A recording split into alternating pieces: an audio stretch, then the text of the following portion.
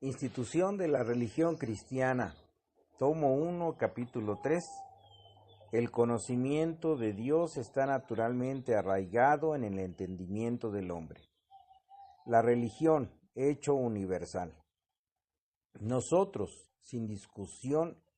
alguna, afirmamos que los hombres tienen un cierto sentimiento de la divinidad en sí mismos,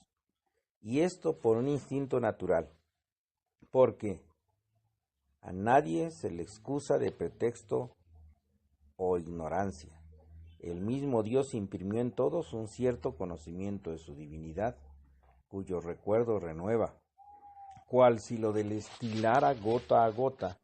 para que cuando todos, desde el más pequeño hasta el mayor, entiendan que hay Dios y que es su Creador, con su propio testimonio sean condenados por no haberle honrado y por no haber consagrado ni dedicado su vida a su obediencia. Ciertamente, si se busca ignorancia de Dios en alguna parte, seguramente jamás se podrá hallar ejemplo más propio que entre los salvajes, que casi ni saben lo que es la humanidad. Pero como dice Cicerón, el cual fue pagano, no hay pueblo tan bárbaro, no hay gente tan brutal y salvaje que no tenga arraigada en sí la convicción de que hay Dios. Y aun los que están en lo demás parecen no diferenciarse casi de los animales, conservan siempre, sin embargo, como cierta semilla de religión, en lo cual se ve cuán adentro este conocimiento ha penetrado en el corazón de los hombres y cuán hondamente ha arraigado en sus entrañas. Y puesto que desde el principio del mundo no ha habido región, ni ciudad, ni familia, que haya podido pasar sin religión, en esto se ve que todo el género humano confiesa tácitamente que hay un sentimiento de Dios esculpido en el corazón de los hombres, y lo que es más, la misma idolatría da suficiente testimonio de ello, porque bien sabemos que duro le es al hombre rebajarse para ensalzar y hacer más caso de otros que de sí mismo. Por tanto, cuando prefiere adorar un pedazo de madera o piedra, antes que ser considerado como hombre que no tiene Dios alguno a quien adorar, claramente se ve que esta impresión tiene una fuerza y vigor maravillosos, puesto que en ninguna manera puede borrarse del entendimiento del hombre. De tal manera que es cosa más fácil destruir las inclinaciones de su naturaleza, como de hecho se destruyen, que pasarse sin religión, porque el hombre, que por su naturaleza es altivo y soberbio, pierde su orgullo y se somete voluntariamente a cosas vilísimas para de esta manera servir a Dios. 2. La religión no es un medio de oprimir al pueblo. Por tanto, es del todo gratuito lo que algunos dicen que la religión ha sido inventada por la astucia y agudeza de ciertos hombres sutiles para de este modo tener en raya al pueblo sencillo y hacerle cumplir su deber, siendo así, como ellos dicen, que ni los mismos que enseñaban a los otros a servir a Dios creían en su existencia. Es verdad, lo confieso, que muchísimos hombres astutos e ingeniosos han inventado muchas cosas en la religión para mantener al pueblo en una devoción e infundirles miedo, a fin de poderlos tener más obedientes. Pero nunca, jamás se les hubiera ocurrido si el entendimiento de los hombres no estuviera dispuesto, firmemente persuadido, a adorar a Dios, lo cual era una semilla para inclinarlos a la religión. Asimismo, no es creíble que aquellos que astutamente engañaban a la gente ignorante y sencilla, so título de religión, no tuviesen algún residuo de religión, sino que careciesen del todo de ella. Porque aunque antiguamente surgieron algunos y aún hoy en día surgen no pocos que niegan que haya Dios, sin embargo, mal de su agrado, quieran o no, sientan lo que no querrían saber. 3. Los que con más fuerzas niegan a Dios son los que más terror sienten de Él. De ninguno se dé en la historia que haya sido tan mal hablado ni desvergonzado como el emperador Cayo Calígula. Sin embargo, leemos que ninguno tenía mayor miedo ni espanto que él, cada vez que aparecía alguna señal de la ira de Dios. De esta manera, a despecho suyo, se veía forzado a temer a Dios, del cual había desechado, y que procuraba con diligencia no hacer caso. Esto mismo vemos que acontece a cuantos se le parecen, porque cuanto más se atreve cualquiera de ellos a mofarse de Dios, tanto más temblará aún por el ruido de una sola hoja que cayere en un árbol. ¿De dónde procede esto? Sino del castigo que la majestad de Dios les impone, el cual tanto más atormenta su conciencia, cuanto más ellos procuran huir de él. Es verdad que todos ellos buscan escondrijos, donde esconderse la presencia de Dios, y así otra vez procuran descuidarla en su corazón,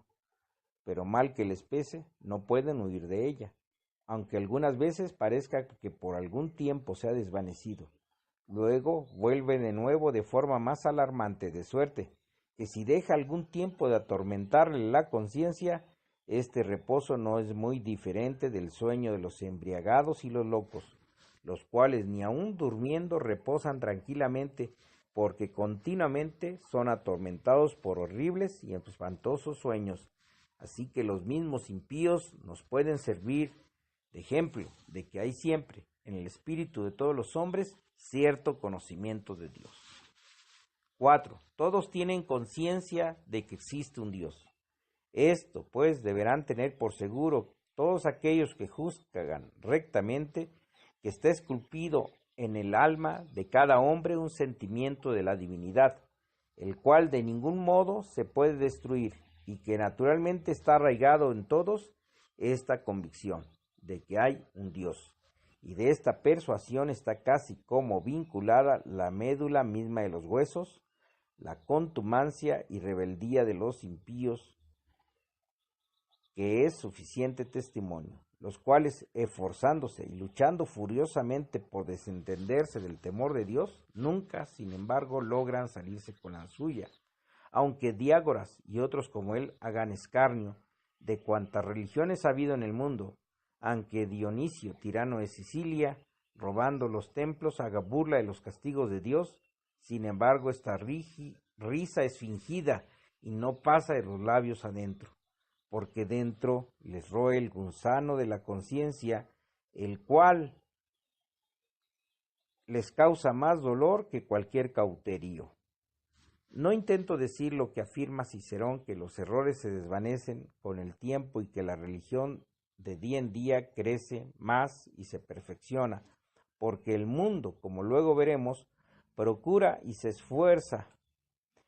cuanto puede en apartar de sí toda la idea de Dios y corromper por todos los medios posibles el culto divino. Únicamente digo esto, que aunque la dureza y aturdimiento que los impíos muy de corazón buscan para no hacer caso de Dios, se corrompa en sus corazones, sin embargo aquel sentimiento que tienen de Dios, el cual ellos en gran manera querrían que muriese y fuera destruido, permanece siempre vivo y real. De donde concluyo que esta no es una doctrina que se aprende en la escuela, sino que cada uno desde el seno de su madre debe ser para sí mismo maestro de ella, y de la cual la misma naturaleza no permite que ninguno se olvide, aunque muchos hay que ponen todo su empeño en ello. Por tanto, si todos los hombres nacen y viven con esta disposición de conocer a Dios, y el conocimiento de Dios, si no llega hasta donde he dicho, es caduco y vano. Es claro que todos aquellos que no dirigen cuanto piensan y hacen a ese blanco, degeneran y se apartan del fin para el que fueron creados, lo cual los mismos filósofos no lo ignoraron, porque no quiso decir otra cosa Platón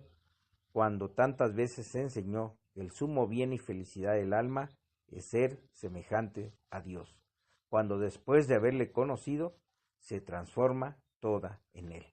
Por eso Plutarco introduce a un cierto Grilo, el cual muy a propósito disputa afirmando que los hombres, si no tuviesen religión, no solo no aventajarían a las bestias salvajes, sino que serían mucho más desventurados que ellas, pues estando sujetos a tantas clases de miserias, viven